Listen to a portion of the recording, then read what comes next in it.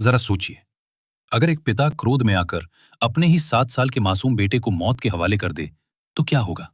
क्या वो बच्चा रोएगा, गिड़गिड़ाएगा? जी नहीं। वो 7 साल का बालक जीवित ही यमलोक पहुंच गया और यमराज के दरवाजे पर लगातार 3 दिन और 3 रात तक डटकर खड़ा रहा। आखिर कौन था वो बालक और उसने यमराज से ऐसा क्या मांग लिया? मृत्यु। एक ऐसा सच जिससे हर इंसान कांपता है। क्या मृत्यु के बाद सब कुछ खत्म हो जाता है, या इस हाड़ मांस के शरीर के जल जाने के बाद भी कुछ ऐसा है जो हमेशा के लिए बाकी रह जाता है? ये कहानी सिर्फ एक पिता के श्राप या किसी चमत्कार की नहीं है। ये कहानी है उस अजय ज्ञान की जो इंसान को मौत के डर से हमेशा के लिए आजाद कर देता है। आइए सुनते हैं सनातन धर्म की सबसे रहस्यमयी कथा, नचिकेता महागाथा। इस महान गाथा की शुरुआत होती है प्राचीन काल के एक भव्य आश्रम से। महर्षि वाजश्रवा, जिन्हें उद्दालक भी कहा जाता था, स्वर्ग की प्राप्ति और अपार पुण्य कमाने के लिए महर्षि वाजश्रवा एक बहुत बड़ा और दुर्लभ यज्ञ कर रहे थे। इस महायज्ञ का नाम था विश्वजित यज्ञ। विश्वजित यज्ञ कोई साधारण यज्ञ नहीं था। इसके नियम बहुत ही कठोर थे। इस यज्ञ को करने वाले को अपनी सबसे प्रिय चीजें, अपनी सारी धन संपत्ति और अपना सब कुछ ब्राह्मणों और जरूरतमंदों को दान करना पड़ता था। नियम यह था कि जब तक इंसान अपना सब कुछ त्याग नहीं देता, तब तक यह यज्ञ पूरा नहीं माना जाता और इसका फल नहीं मिलता। महर्षि वाजश्रवा ने यज्ञ शुरू किया और दान देने की प्रक्रिया आरंभ हुई।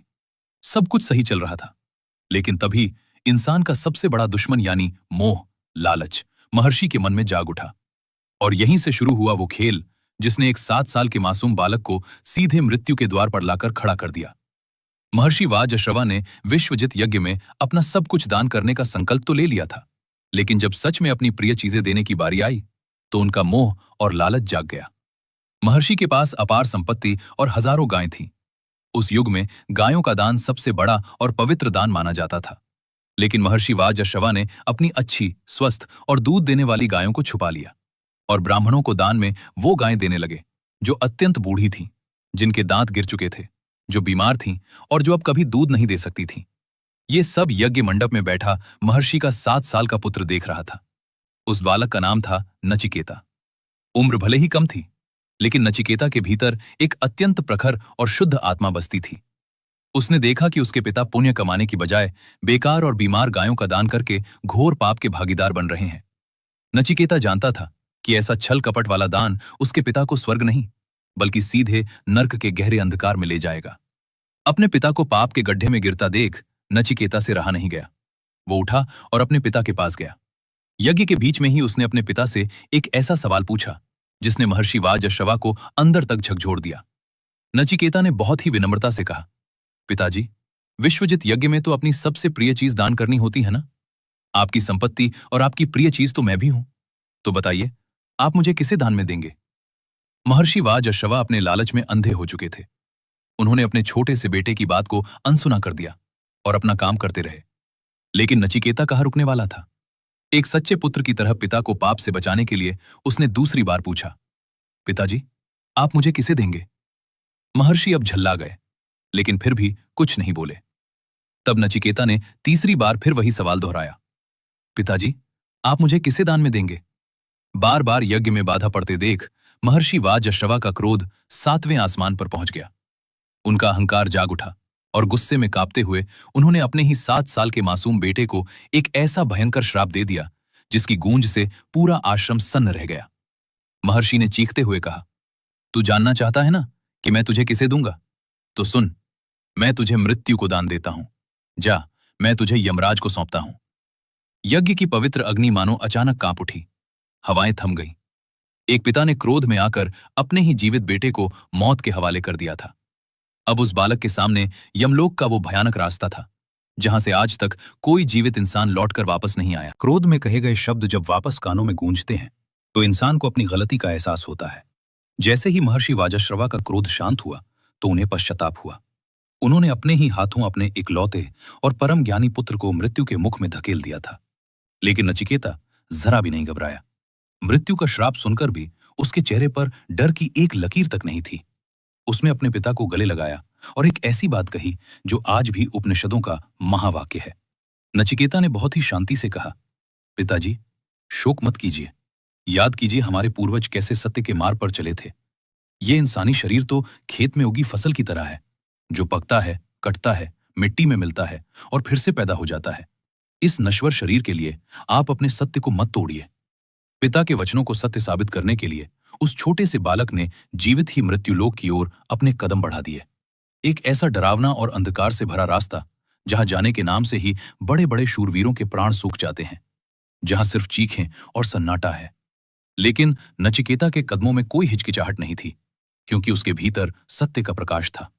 लंबी और बेहद कठिन यात्रा के बाद नचिकेता यमपुरी भव्य और भयानक महल के मुख्य द्वार पर पहुंच गया। लेकिन वहां पहुंचकर उसे पता चला कि मृत्यु के देवता यमराज अपने महल में नहीं है। वे प्राण हरने के किसी काम से यमलोक से बाहर गए हुए थे। अब क्या होता? द्वारपालों ने उस जीवित बालक को अंदर जाने से रोक दिया, और फिर इतिहास का वो सबसे अद्भुत दृश्य सामने आया। एक 7 साल का नन्हा ब्राह्मण बालक मृत्यु के भयानक द्वार की चौखट पर बैठ गया। 1 दिन बीता, 2 दिन बीते, 3 दिन बीत गए। लगातार 3 दिन और 3 रात तक वो छोटा सा बालक यमराज के इंतजार में मौत की दहलीज पर पत्थर की तरह अडिग बैठा रहा। मृत्यु का देवता, जो पूरी दुनिया को अपने इंतजार में तड़पाता है, आज उसके द्वार पर एक 7 साल का भूखा प्यासा बालक उसी का इंतजार कर रहा था। 3 दिन और 3 रात बीत जाने के बाद यमराज अपने महल लौटे। मृत्यु के देवता, जिनके नाम से ही पूरी सृष्टि थरथर कांपती है, आज उनके अपने ही महल में हड़कंप मच गया। यमराज के मंत्रियों ने उन्हें सूचना दी, हे धर्मराज, आपके द्वार पर एक ब्राह्मण बालक पिछले 3 दिनों से भूखा प्यासा बैठा है। वो साक्षात अग्नि के समान है। सनातन धर्म में ये मान्यता है कि अगर किसी घर के द्वार से कोई ब्राह्मण या अतिथि भूखा लौट जाए तो उस घर के सारे पुण्य, सुख और शांति जलकर राख हो जाते हैं। यमराज, जो स्वयं धर्म के ज्ञाता हैं, ये सुनकर तुरंत अपने मुख्य द्वार पर पहुंचे। यमराज ने कहा, हे ब्राह्मण कुमार, तुमने मेरे द्वार पर बिना अन्न जल ग्रहण किए 3 रातें बिताई हैं। मेरे इस अपराध के लिए मैं तुमसे क्षमा मांगता हूं। इन 3 रातों के बदले में तुम मुझसे कोई भी 3 वरदान मांग लो। नचिकेता कोई साधारण बालक नहीं था। उसने तुरंत हाथ जोड़े और अपना पहला वरदान मांगा। नचिकेता ने कहा, हे मृत्युदेव, मेरे पिता महर्षि वाजश्रवा मुझ पर बहुत क्रोधित हैं।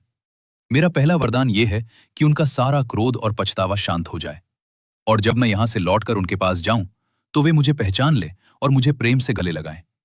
यमराज उस बालक की पितृभक्ति देखकर बहुत प्रसन्न हुए और बोले, तथास्तु, तुम्हारे पिता तुम्हें देखते ही सारा क्रोध भूल जाएंगे। इसके बाद नचिकेता ने अपना दूसरा वरदान मांगा।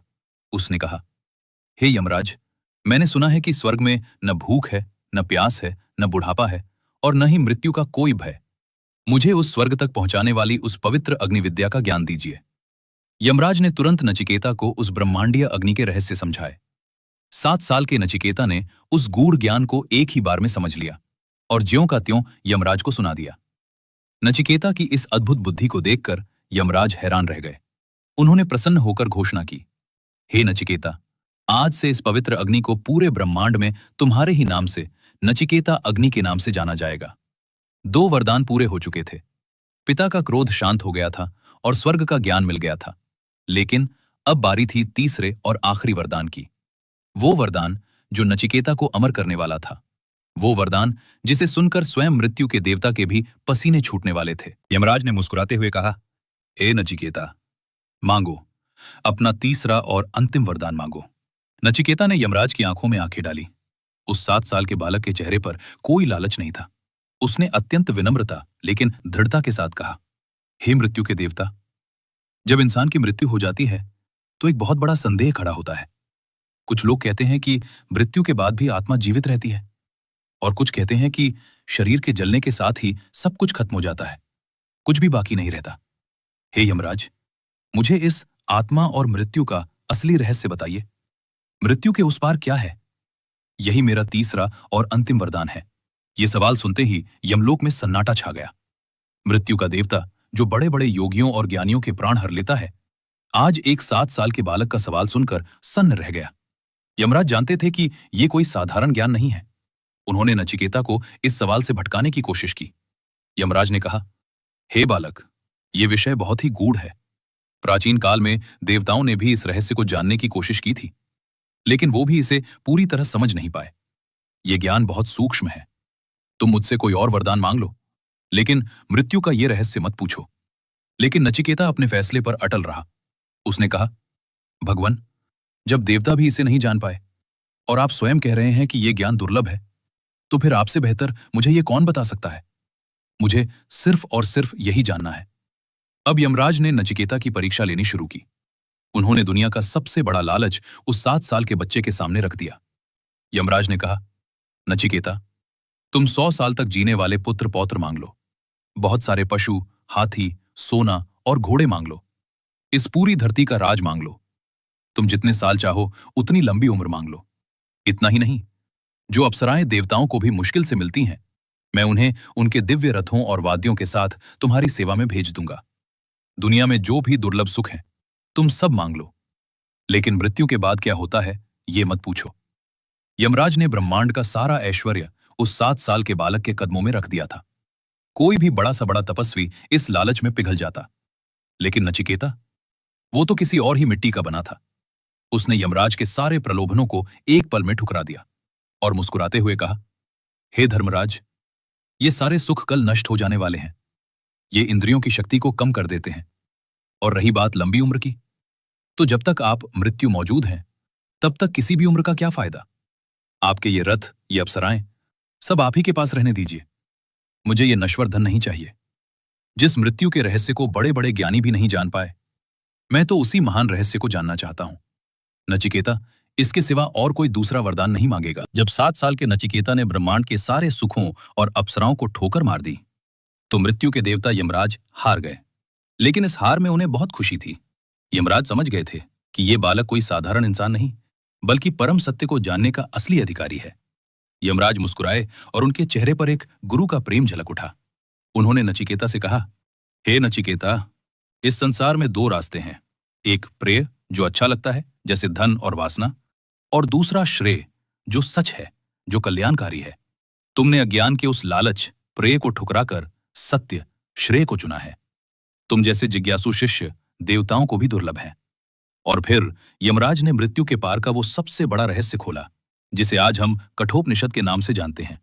यमराज ने कहा, हे बालक, जिसे इंसान मैं कहता है, वो ये हाड़ मांस का शरीर नहीं है। असली मैं तो आत्मा है। ये आत्मा न कभी जन्म लेती है और न ही कभी मरती है। इसे न तो आग जला सकती है, न ही शस्त्र काट सकते हैं। शरीर के नष्ट हो जाने पर भी ये आत्मा कभी नष्ट नहीं होती। ये छोटे से भी छोटी है और बड़े से भी बड़ी है। इस ज्ञान को और भी गहराई से समझाने के लिए यमराज ने नचिकेता को एक ऐसा उदाहरण दिया जिसने पूरे वेदांत दर्शन की नींव रख दी। उन्होंने आत्मा को एक रथ के रूप में समझाया। हे नचिकेता, इस मानव शरीर को एक रथ समझो। इस शरीर की इंद्रियां, आंख, कान, नाक आदि इस रथ के घोड़े हैं। इंसान का मन उन घोड़ों की लगाम है। उसकी बुद्धि इस रथ का सारथी है। और इन सब के बीच जो शांति से बैठा है, वो आत्मा ही इस रथ का असली मालिक है। जब तक बुद्धि मन को अपने काबू में नहीं रखती, तब तक इंद्रियां इस रथ को विनाश की ओर ले जाते हैं। लेकिन जो इंसान मन को काबू कर लेता है, वो जन्म और मृत्यु के इस चक्र से हमेशा के लिए आजाद हो जाता है और परम पद को पा लेता है। यमराज से मृत्यु और आत्मा का ये परम ज्ञान पाकर 7 साल का नचिकेता मृत्यु लोक से वापस धरती पर लौट आया। यमराज के दिए गए पहले वरदान के अनुसार जब नचिकेता अपने पिता महर्षि वाजश्रवा के आश्रम पहुंचा, तो वहां सब कुछ बदल चुका था। महर्षि का सारा क्रोध, मोह और अहंकार पश्चाताप के आंसुओं में बह चुका था। अपने जिस मासूम बेटे को उन्होंने क्रोध में आकर मौत के मुंह में धकेल दिया था, आज उसे जीवित और एक परम ज्ञानी ब्रह्मर्षि के रूप में वापस देखकर वे बहुत प्रसन्न हुए। पिता ने नचिकेता को सीने से लगा लिया और उनका सारा ज्ञान हमेशा के लिए मिट गया। यमराज के उस ज्ञान से नचिकेता हमेशा के लिए जन्म और मृत्यु के चक्र से मुक्त हो गए। मौत का भय अब उनके लिए सिर्फ एक भ्रम मात्र था। यमराज और उस 7 साल के बालक के बीच हुए इस अद्भुत संवाद को ही आज हम वेदों के महान कठोपनिषद के नाम से जानते हैं। ये एक ऐसी अमर गाथा है जो हजारों सालों से आज तक पूरी मानव जाति को अज्ञान के अंधकार से निकालकर सत्य के प्रकाश की ओर ले जा रही है। कठोपनिषद की ये कथा हमें मृत्यु से डरना नहीं, बल्कि जीवन की सच्चाई से लड़ना सिखाती है। इसीलिए उपनिषदों में कहा गया है, उत्तिष्ठत जागृत प्राप्य वरान निबोधत, यानी उठो, जागो और तब तक मत रुको जब तक तुम्हें तुम्हारा लक्ष्य न मिल जाए। दोस्तों, 7 साल के नचिकेता ने दुनिया के सबसे बड़े लालच को ठुकराकर सत्य की खोज की। क्या आज के इस दौर में हम अपने छोटे छोटे लालच और मोह को छोड़ पाते हैं? नचिकेता की इस महागाथा का कौन सा हिस्सा आपको सबसे ज्यादा प्रेरणादायक लगा? अपने विचार नीचे कमेंट करके जरूर बताएं। अगर आप सनातन धर्म के ऐसे ही गूढ़ रहस्यों और अनसुनी कथाओं को इसी गहराई से समझना चाहते हैं, तो इस वीडियो को लाइक करें और हमारे चैनल को सब्सक्राइब जरूर करें। धर्म और सत्य के इस सफर में हमारे साथ बने रहने के लिए आपका धन्यवाद। मिलते हैं अगली महागाथा में